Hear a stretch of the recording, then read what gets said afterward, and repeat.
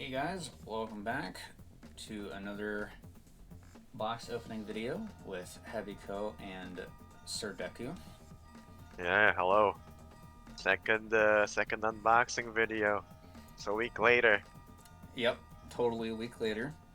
Yes, exactly. So we're gonna open the other two boxes. One Curiosity of a box, and we'll do the other Hololive Premium Booster JP at the end. I'm gonna assume that people have already watched me open the first box, so if you haven't, please go watch that video so you're not It's gonna be at the description and at the corner of the video. not completely confused as to what's happening here. And if you are completely new to the channel, please make sure to watch my beginner guide where I talk about this card game, this lovely anime waifu card game at greater lengths, especially if you're interested in playing it.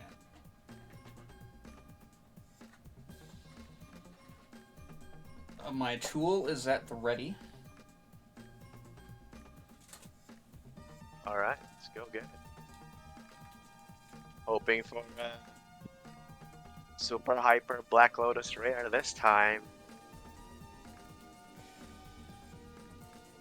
Yes, the super hyper rare Black Lotus.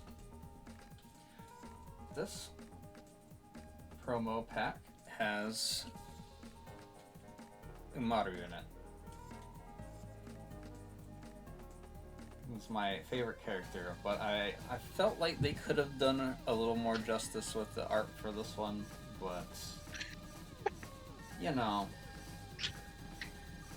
It's got fuzzy felt cloth towel. Yeah, so he's wrapped up a lot more. Yeah. Which is unusual considering her usual attire, but yeah, it is what it is. Just lost in the towel. Okay. Well, I mean, she's got that smug expression on her face. So she knows what's up. Are we hoping for a Diva rare in this box? Yeah. Would be nice.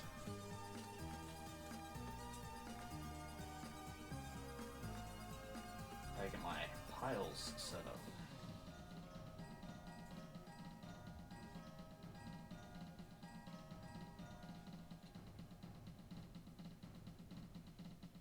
I'm already seeing a SR poking out, and we got another tiger.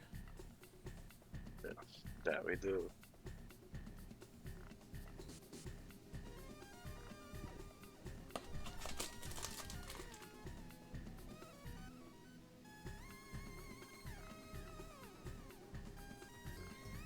And there's Kamikama again with his silliness.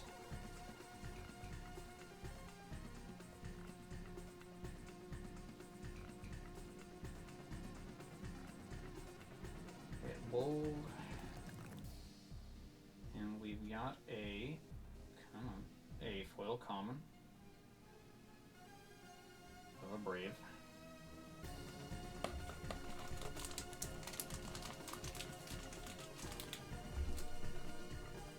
And you guys, you folks, as Rudy would say, get your daily dose of hard ASMR.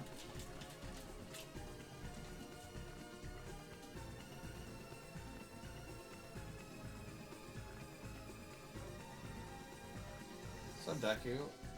Yeah. How about the Hasbro drama? Oh,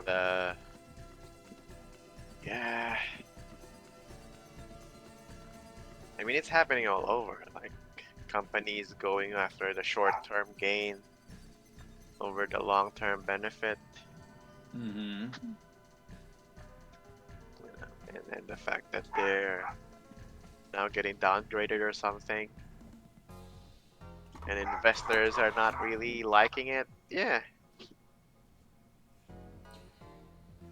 Yeah. Because you can see how they're thinking about it. Like they don't really benefit from. I don't know if they benefit from the collector market or not. In the sense that somebody has a Black Lotus from all the way from Alpha, right? Yes. And of course that, or any other card from Alpha that's really rare, the Moxes or whatever. Mm-hmm. The Power And 9. then, yeah, the Power 9, or anything in the reserve list anyway. That's you could say that it's so far removed from Hasbro now that they are not getting a single dime out of that market. Right, because it's a secondary market. Yeah, exactly. So I can see from their point of view, like, oh, we have to push, since this is the thing about the economies and such, and companies always looking to like always have to report. They always want to report that they're getting like their revenue is up for stakeholders to stay confident in them and keep investing and such. Mm-hmm. So I can see that, yeah, they want to they want to like earn something from that market, and that's why they're doing the whole Magic 30 thing. Like, oh, look,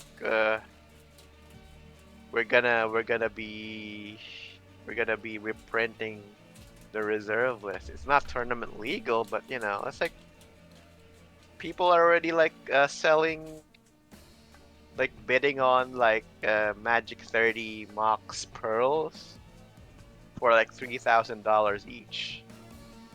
I was getting recommended quite a few videos of people that were like opening packs from it and were just losing money, basically. Yeah. They are losing money. It's very rare, but at the same time you can see, yeah, it's like it makes sense, but it's a horrible. It makes sense in the short term, but it makes horrible sense for the long term. Deku, would you gay her bulk? She's very cutely designed, so I would say yes. Mm, yes.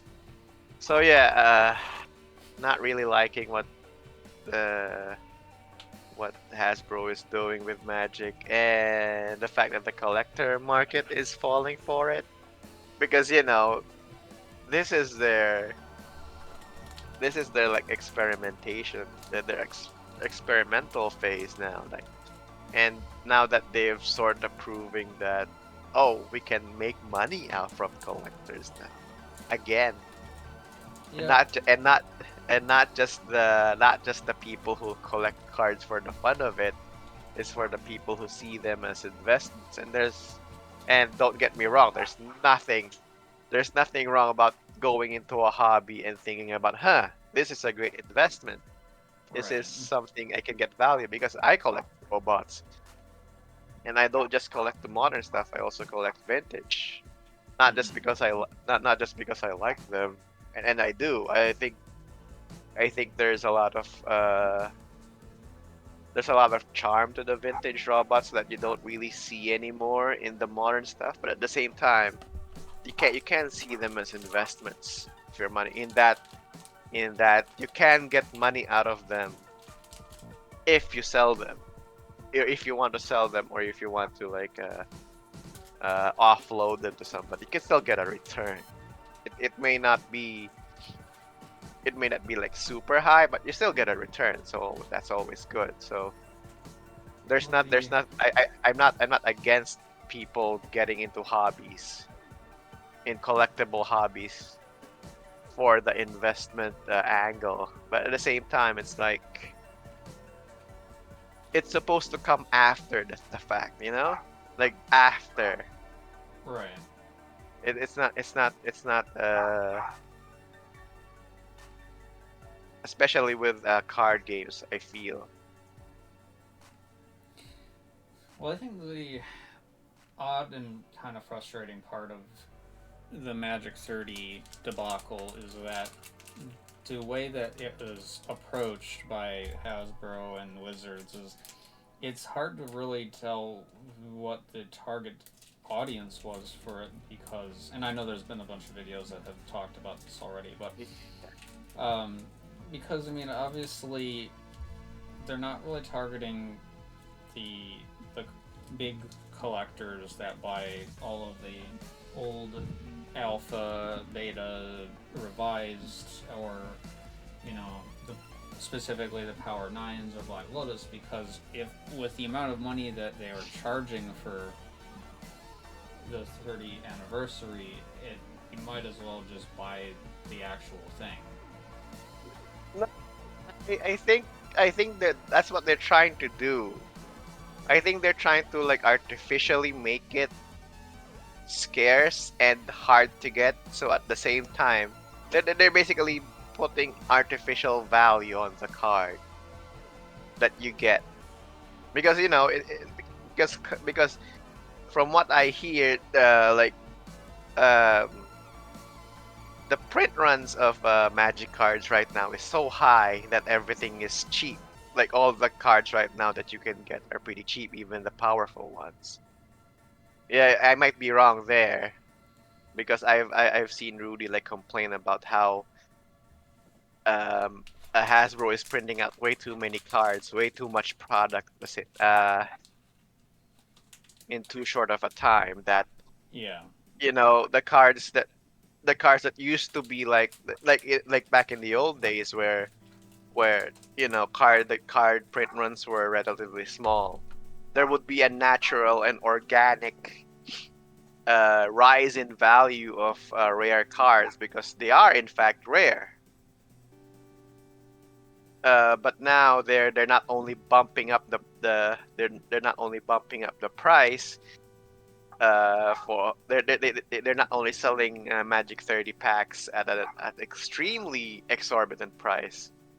They're also it's a rare of the artist we like Yeah. foil. Yeah. Anyway, but yeah, going back to that. Uh, they're not only selling. They said that's what they said, that they're only like releasing a very limited run of these Magic 30 cards, but they're also selling them for like $1,100 for 4 booster packs. So there's like a material value and a scarcity to them, but it just feels so artificial. And yeah, they're directly because and yeah, you can already tell they're directly competing with the real rares, the real expensive stuff that they won't make that they can't make money on because they've been rare for a very long time. So it's very transparent that they're going after that market. Like Yeah. this is our Black Lotus. I think it's This to is our I think it's to an this extent that yeah, go ahead. they aren't really familiar with what players of Magic really value at the same time, though, because they're obviously approaching it from a normal kind of perspective of putting product out, and they don't understand what people really want.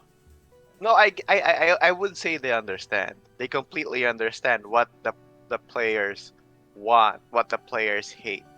Because I don't think that they're that stupid or that like out of touch, even though a lot of people would say so, and I understand why they would say that. The problem is it just runs into like what the players want will almost always run uh, headlong against the bottom line. The what that like getting revenue up, getting profits up, looking good for the shareholder. Right. It almost always runs contrary to that. What the players want and what the business wants. What the bean counters want. You could say it's like people would probably complain that, oh, it's capitalism and such, but that's the nature of like making it a business. If there was no business in these cards, then it'll just be like any cheap card game. But at the same time, Right. it's so transparent. The fact that Magic 30, I think, has this kind of pushback, has this kind of controversy, it has this kind of a sore point among players now. Is because like it's so transparently going after the collector, the big time collector market, to get money from there, rather than them just focusing on, okay, let's just keep improving the game, making the game more desirable, more more more just like how it was how it was back then. No, let's just keep. Let's not only dump more product there. We also go after the whales. Well, yeah, Nice foil. I think because I know Rudy did a video talking about some of the opinions that various different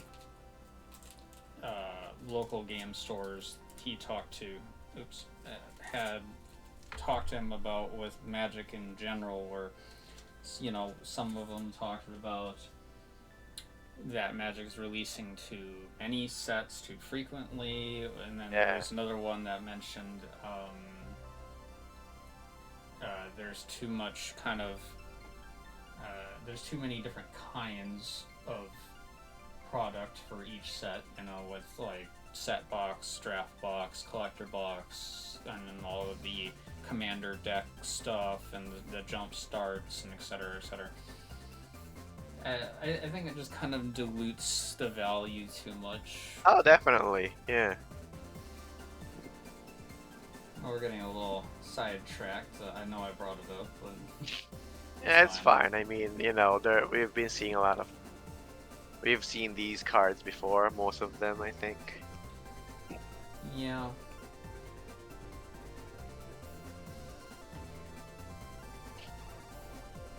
No, that's a good foil. Yep. I always like the full art. It's like I mean, I don't feel like WIXOSS's card frame is terribly intrusive, but it's just nice to see some of the the artwork in full. Oh, we haven't hit our super high rare slot yet, which is surprising. Yeah. Usually it's on the left side, but we're already down halfway through the right of this box. So. And I say that it'll probably be like literally this pack.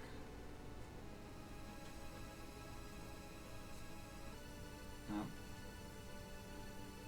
Got a foil Larig. You say that she's a Marissa lookalike, however, she kind of has the cowboy theme going on. Yeah. So. Well, Marisa kind of has a cowboy theme with her hat. She's like she's a witch. She's a witch, but at the same time, it's like she has a kind of cowboy air to her with the Master Spark and the blonde hair, I guess. God, I haven't talked to anyone about Toho for the longest time. Christ. I know. Not many people talk about Toho anymore, even though it always stays relevant somehow. Yeah.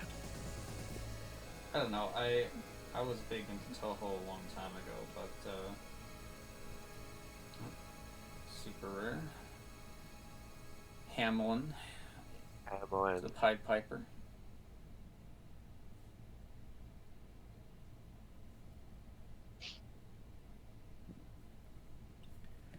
I think I'm really gonna starve me of the last super rare that I need from my set. Unless I get it in those last few packs here.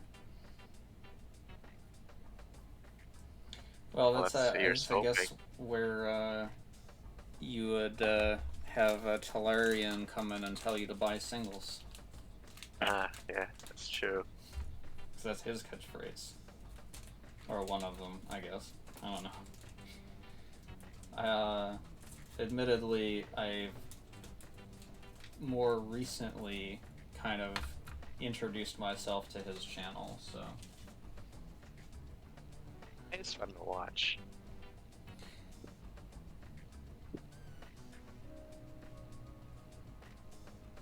Alright.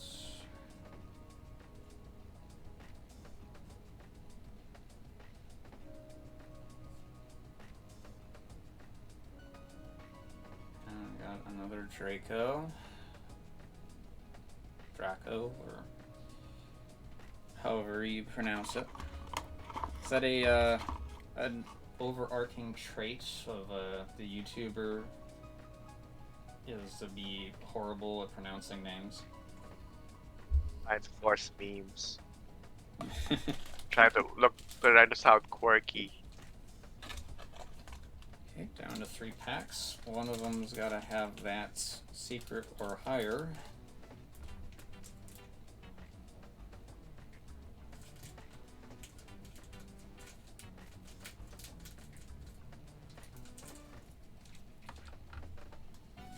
It would make for an extra good video to get something nice, like a Diva Rare.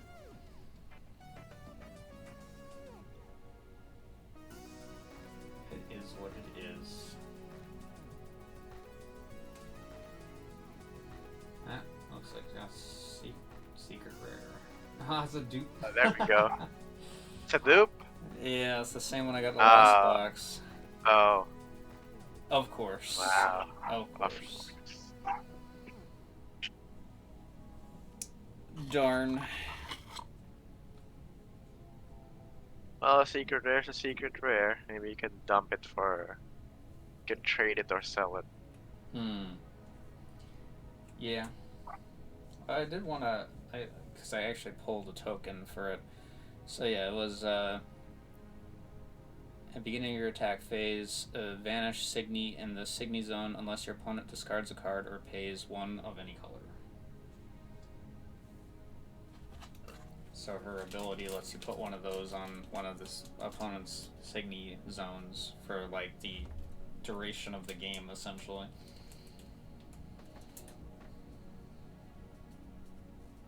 For free, which is nice.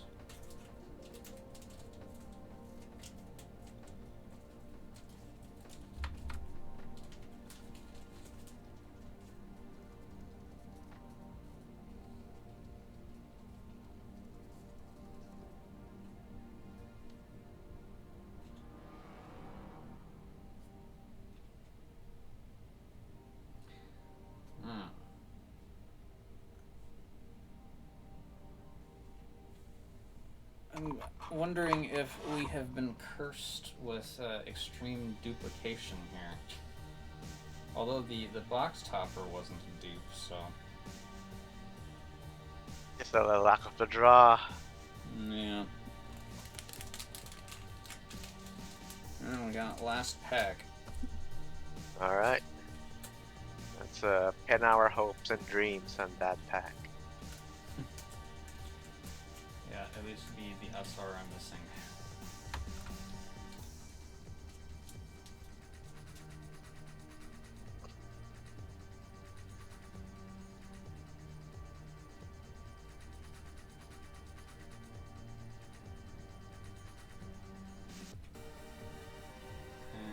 Nope. I already see it was a foil. Ah, well, you know. I've gotten to the point where if I just see even a vague hint of Yeah. foil, Well, you know. that was the second WIXOSS box. And Do you say you got hosed by that box? well, in terms of overall duplication, I mean, that was a dupe, and that was a dupe of the 6 SRs that we got. and the secret rare being a dupe. At least the box topper wasn't a dupe, but Yeah. it happens. At least there was. It is although it is, especially when you're dealing with lower, card numbers again. There's always future boxes potentially. Definitely. Yeah. And now we are going to move on to the second part with the Hololive Premium Booster Japanese Edition. So again, if you for some reason are still here and haven't watched the other video that we did, this is Weiss Schwartz, not WIXOSS. And I am really trying to get at least an HLP of Mume, but it is being very elusive. And that's Mume for you. Yeah, I guess so. There we go.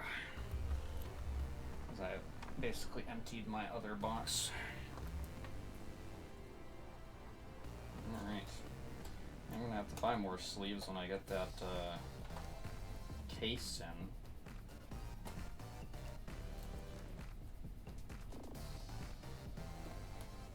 So I should mention for the video, and not cut this out, in December I'm going to be having quite a few boxes to open because I bought a case of the upcoming set. Ace. You might get the super rare, the super rare ones from there. With how many boxes are in a case, I would kind of hope I get something. It would be nice, you know. Ready to go here.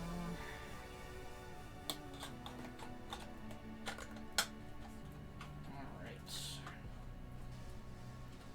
Keep saying alright because it's alright.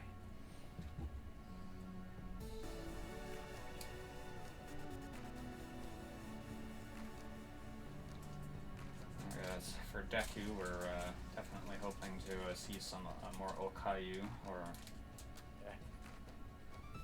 I guess Korone. Going for that cat. Although we could see Korone already.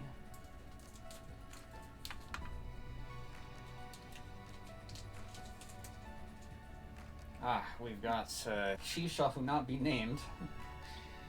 Right. Oh. Rushia. Takora. Mio. Yeah. Oh, another Shion, huh? Yeah.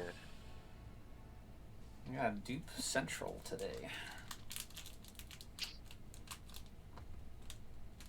Starting off strong with a dupe.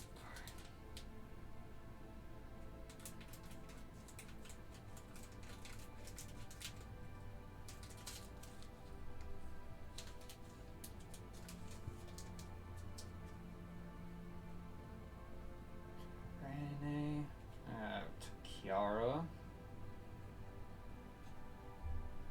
Kiara. The one that started it all. Yeah. Solo. Oh!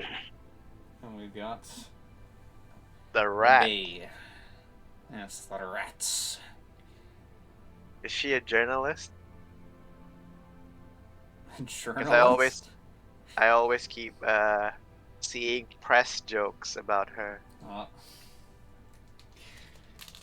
Yes. Is she a part of the press? She might be. With all of those press jokes. Yeah. I believe that is the first HLP I have of her, so not a dupe. Oh, not a dupe? Okay, that's great. I was gonna say, I would offer to buy it from you because I like her design. Yeah, mate, the Subaru. Not the best art of her. Nene. Yeah, I mean, she should obviously be a duck, right? Yeah, exactly. And oh, Fauna HLP. They're getting close to Mume. Tangentially closer. But is it still going to deny me the Mooms? I don't think I've gotten the Fauna one either. So this is a good box so far. Aside from, Yeah. I mean, I can't complain. Xi'an is pretty great too, but.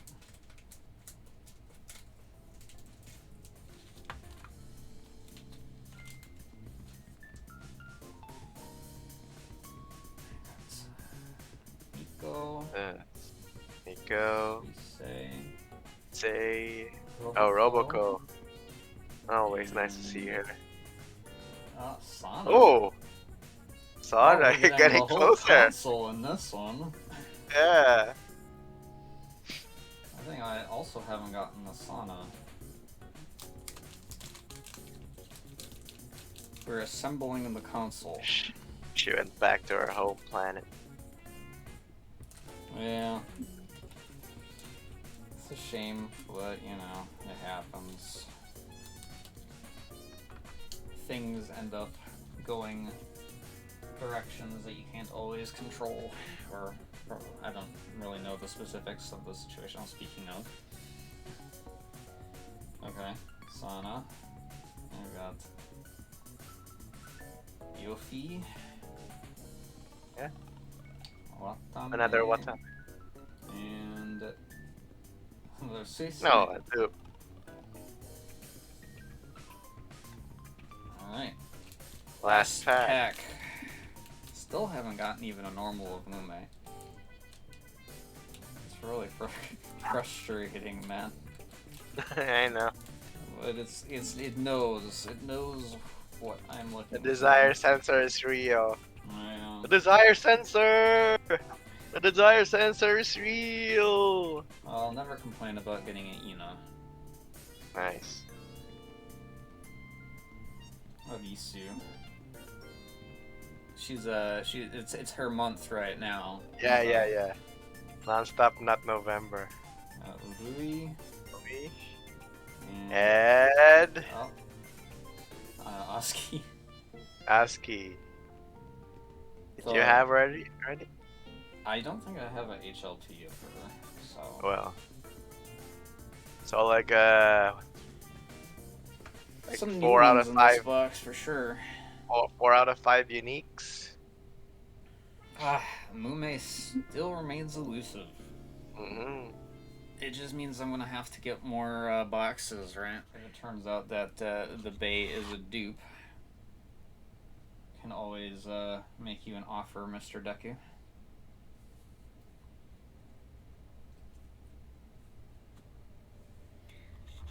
Give you $350 for it.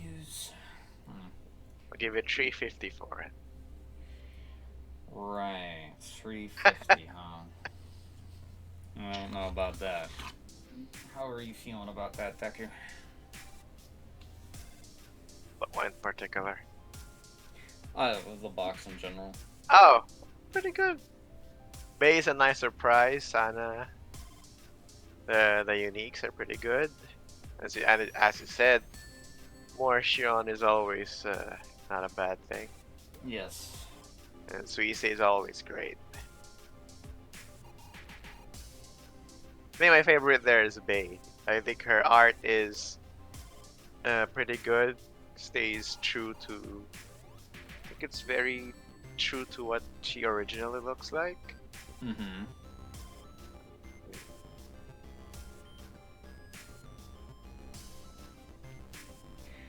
Yep. Okay. Well, I don't have any other box openings lined up at this current time, at least not until December-ish. I don't know if that's going to change. Probably not.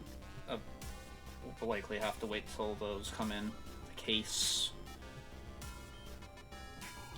But I am planning on looking at doing some other videos for WIXOSS, talking about, as I mentioned in the other video, I wanted to talk about some of the Signy classes and their kind of flavor, I guess the colors flavor in general as well. And perhaps look at some of the pre-constructed decks and some other videos as well. Once again, please don't forget to like, favorite, subscribe. Anything that you can do helps out. And if you're interested in seeing more box opening videos, especially, please consider subscribing on my locals, as every little bit helps. Anything else you'd like to add, Mr. Decu?